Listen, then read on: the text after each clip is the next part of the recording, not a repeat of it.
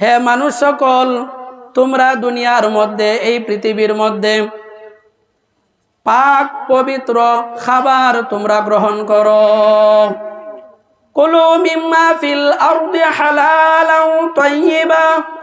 আল্লাহ রাব্বুল আলামিন বলেন, তোমরা এই পৃথিবীর মধ্যে হালাল খাবার গ্রহণ করো, যেগুলো আল্লাহ তোমাদেরকে পবিত্র করে দিয়েছেন, যে খাবারগুলাকে আল্লাহ রাব্বুল আলামিন পাক করে দিয়েছেন, তোমাদের জন্য বৈধ করে দিয়েছেন, সেই খাবারগুলা তোমরা গ্রহণ করো। এরপরে রব্বুল আলামিন বলেন, ওয়ালা তাত্তাবিউ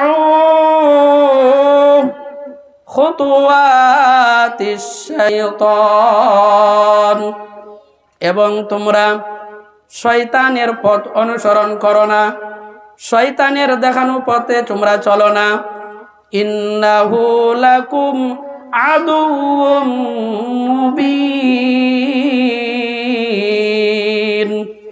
নিশ্চয় শয়তান তোমাদের প্রকাশ্য শত্রু, নিশ্চয় শয়তান তোমাদের প্রকাশ্য শত্রু।